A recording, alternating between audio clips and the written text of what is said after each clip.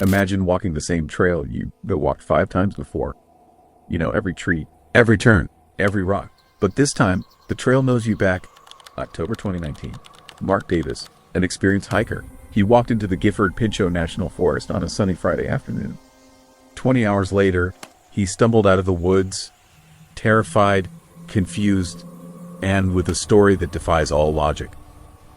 Because sometimes, the forest doesn't just let you get lost. Sometimes, it keeps you. And what Mark discovered deep in those woods, what was carved inside that tree, will make you think twice before ever stepping off the beaten path again. It was Friday, around 2 o'clock in the afternoon. Mark parked his Jeep at the familiar parking lot at the entrance to the Lewis River Trail. The plan was simple: walk 12 kilometers to the waterfall, set up camp, spend the night, and return the next day. The weather was perfect for October, sunny, around 15 degrees Celsius. Mark checked his backpack: tent, sleeping bag, food for 2 days, water, first aid kit, knife, GPS navigator, fully charged phone, external battery. He was ready. At 14:17, Mark remembers this exactly because he photographed the sign at the beginning of the trail and the time was displayed in the photo. He started his hike. The first 2 hours went normally.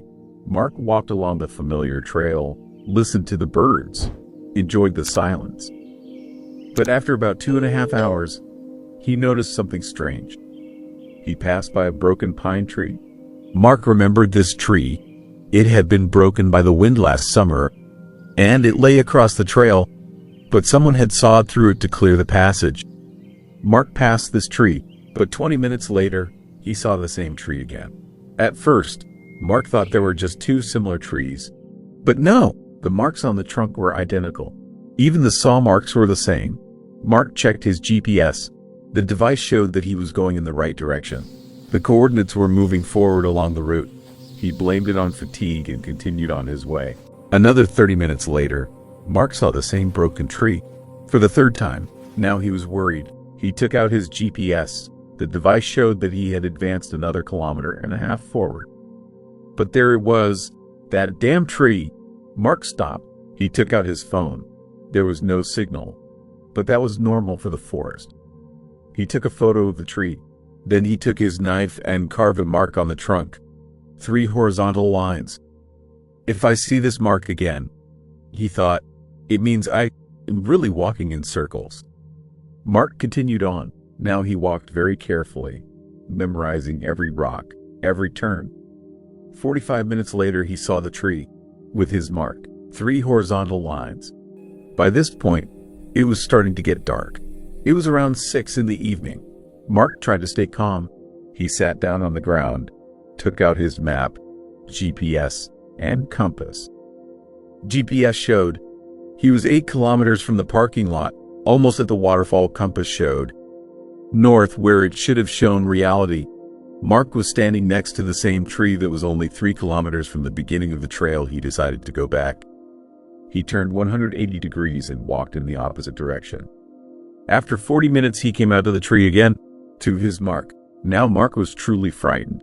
The sun was setting. He had a flashlight, but the idea of spending the night in a forest where space was clearly behaving incorrectly was not inspiring. Mark made a decision. He would set up camp right here, by this tree. Wait until morning. Maybe in daylight everything would become clearer. He pitched his tent 20 meters from the trail, built a small fire, ate a protein bar, though he had no appetite. It was around 8 in the evening when he heard footsteps. Clear, measured. Someone was walking on the trail. Mark looked out of the tent. In the light of the flashlight, he saw a figure. A person in hiking clothes, with a backpack, was walking along the trail. Just walking by, not looking around. "Hey!" Mark shouted. "Hey, wait!" The figure didn't. He stopped. Didn't even turn around. Just continued walking and disappeared around the bend. Mark grabbed his flashlight and ran after it. Ran to the bend. No one. The trail was empty, and no footprints, although the ground was wet and should have preserved the tracks. Mark barely slept. Every rustle made him flinch. Several times during the night, he heard footsteps on the trail. Each time he looked out, no one. At 6 in the morning, as soon as it got light, he packed up the camp. decided to try again.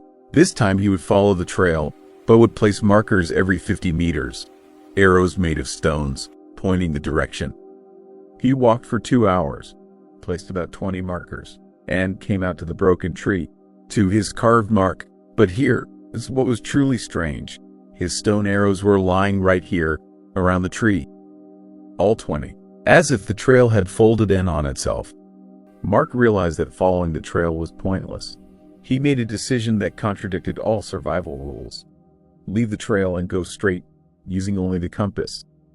He chose the direction north. There should have been a road parallel to his route. Mark walked through the forest, off the trail, pushing through bushes. It was hard, slow, but he was sure he was moving in the right direction. After an hour he came out, to the trail, to the broken tree. He had walked strictly north for 2 hours. The compass wasn't in line, but somehow he had returned. Mark sat down on the ground. He was on the verge of breaking down. The phone battery was at 40%. The GPS navigator was showing nonsense. He had food left for 1 day. And then he heard it. From the forest, to the left of the trail, came a sound. Someone crying? No, not crying. Laughing. Quiet, childish laughter. Hello, Mark called. Is anyone there? The laughter became louder. Now it was several voices. Children's voices, laughing in the forest. Mark felt goosebumps run down his spine, and then the laughter abruptly stopped. Silence. Mark stood, not moving, for about 3 minutes. Then he heard a new sound. Footsteps. Many footsteps. Someone was walking through the forest, straight toward him. Branches were breaking. Leaves were rustling. Mark didn't. Wait. He ran. Along the trail, without looking back. Just ran. Mark ran for about 20 minutes until he was exhausted. He stopped, looked around. He was standing in the parking lot, by his Jeep, just like that. Without transition. A second ago he was on the trail, deep in the forest. And now, in the parking lot. Mark looked at his watch. It was 9:47 a.m. Saturday. He had spent almost 20 hours in the forest. He got in the car, started the engine, and drove away. Didn't even look back. Later, Mark checked the GPS log of his device. The data was impossible. According to the log, he had walked 47 kilometers in a circle. His track formed a perfect spiral, converging to one point. The point with the broken tree. Mark never went to that forest again. When his friends ask why, he simply says, "Some place is done. They want you to leave." And 2 years later, rangers found the broken tree.